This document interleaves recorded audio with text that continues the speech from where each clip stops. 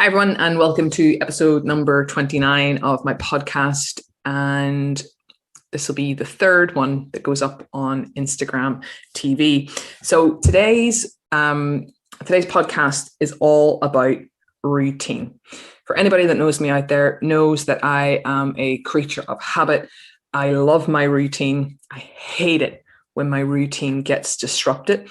I will try my best where possible that things that play a big part in my daily routine will always get done regardless of what other things try to come in and disrupt it. So, for example, I have an early morning flight. When travel was a thing, I would have got up way earlier to make sure that I got in my exercise and got in my other things, such as like my, the work, the emails that I had to respond to before that actually started. So for me, routine is something that really keeps me in line. It keeps me in check. It kind of keeps my head in a good place. And I want to come on. I want to talk about routine. And what I know is that everyone's routine is very, very different. Everyone does have a routine, but it may be a lot looser and it may look different from person to person. I read a very interesting article about some of the most influential people in the world, such as, Winston Churchill, Barack Obama, Gandhi. I'm trying to think who else was on the list as well.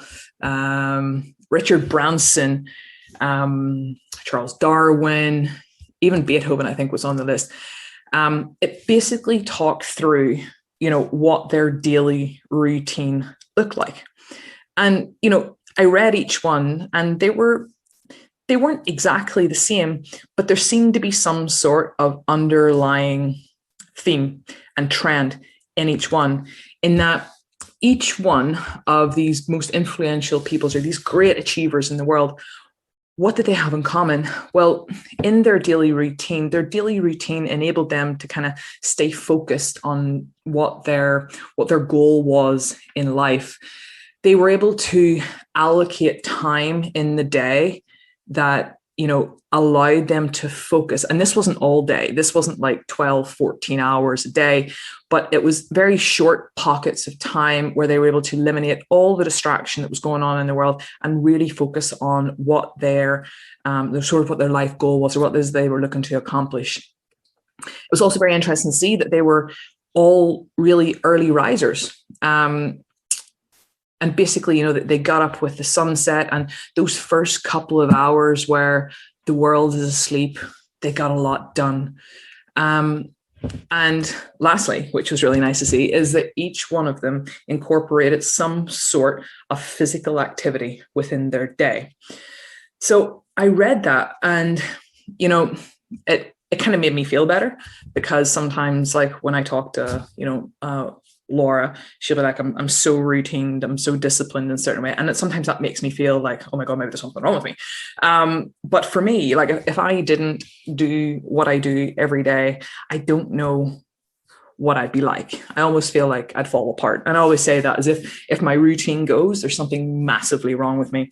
And I don't want to keep harping on, because I think everyone's saying, oh, the past year has been, terrible. And, we've lost our routine and whatnot. And yes, where, you have lost an element of your routine of what life was like pre-COVID. But for me, I very quickly sort of changed my routine to allow me to cope with the things that I could control in an environment that I couldn't control, which was going around and doing the normal things that I could do.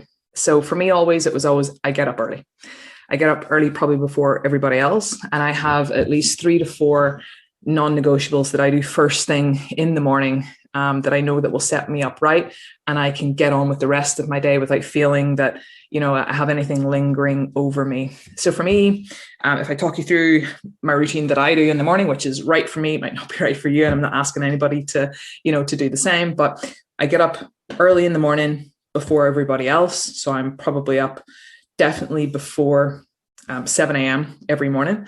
Now when we're coming into the summertime, it normally gets a little bit earlier because the sun's up. In the wintertime, it has creeped a little bit later just because it's so dark and the weather is really miserable. But I do still get up early. I come down, I play with my dog. He has been sleeping all night and I get a little bit of love. I get a little bit of attention. I rub his belly. He licks my face. He washes my face. And then I go and I make myself some coffee. I come in and I probably spend the next 2 hours on my clients, on my purpose in life. My purpose in life is to offer, my clients the best plans, feedback, coaching that they can. So my time is invested there for at least 2 hours, giving feedback on sessions that has been conducted, not only sort of on a physical capacity, but, mental side of things, emotional. Had a really interesting conversation with my client last week who was just struggling to manage time, feeling a little bit of stress, anxiety around having to entertain other things that were interfering with her fitness goals. So, it's, not just, well done on your workout. There's a lot more that does go into it. So, and I really, really love that. So for me, knowing that that's my purpose and getting things done, that really helps sort of set me up for the day. After that, well, I'm obviously drinking coffee as well because coffee is very, very important. After that, I normally create some content. I find that first thing in the morning, my brain is quite fresh, whether it's content for the day, it could be a longer post, it could be putting together points that I'm going to put down on my podcast, or it could be spending a little bit of time reading about what's going on in the industry. As a member of different coaching communities out there, you often get articles, up-to-date research is coming through. So always like to use that time either to educate myself or to create content. Thereafter, I have the next sort of 2 hours where I invest in me, in my own physical side, which is I go out and I train, whether that's going out for a run, whether that's going up on my bike, whether it's now that the pools are open, it'll be going for a swim, or it'll be freezing my bum off in the open water here, or it could be going into a studio and lifting some weights. And I want to talk about the training side of things because I think what we're seeing now is people talking a lot about meditation, and you'll notice that I haven't mentioned that. So for me personally, I have tried meditation in the morning where I sit and meditate. I really, really struggle with that. I've tried it and I feel that I don't get enough out of it. But where I find that I can sort of align my thoughts and, calm my head is when I'm actually training. So if I'm, and specifically if I'm swimming, when I'm in the pool, nothing else matters. It's almost like when I'm underwater, I'm in like a totally different world and I can block off and I can realign my thoughts. And also when I'm out running. So that in essence, that would be my form of meditation. After my training, I come back, normally spend a little bit of time again with my puppy, or I have the chats with Laura, or I speak to my parents.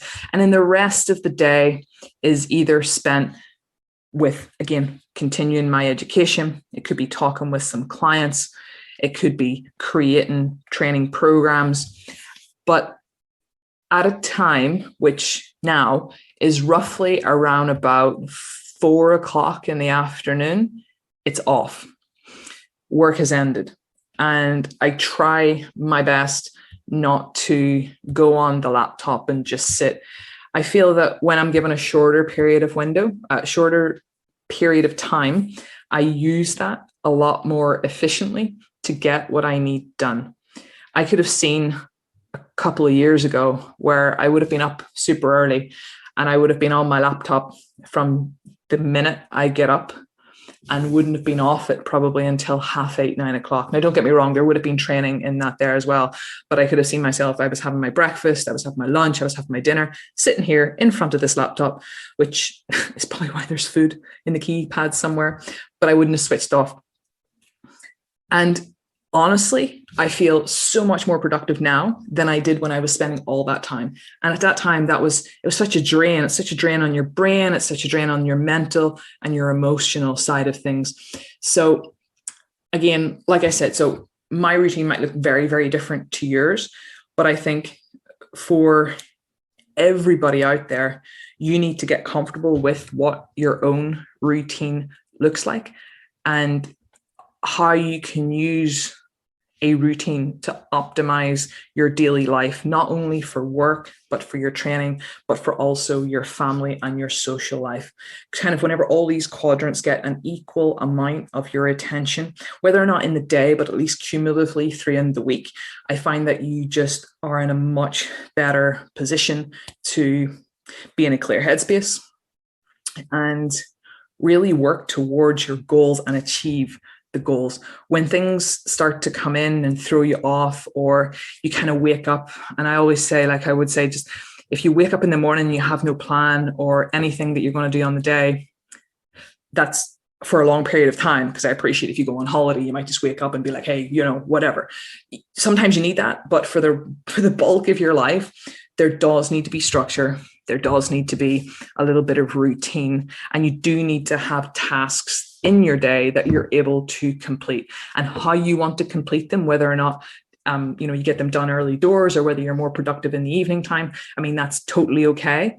But I would say having some sort of set structure and routine is going to massively benefit you as a person, from a coaching perspective as well. And I think even speaking to some of my colleagues that would be nutritionists, the power of routine, structure, and planning pays massive dividends to helping you achieve what it is that you want.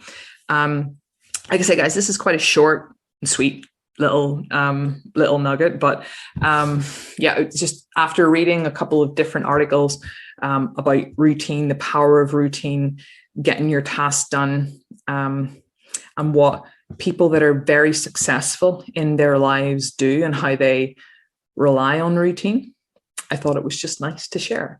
So yeah, guys, until next time, I hope you enjoyed this here. I hope you took something away from it. And until next time, stay healthy.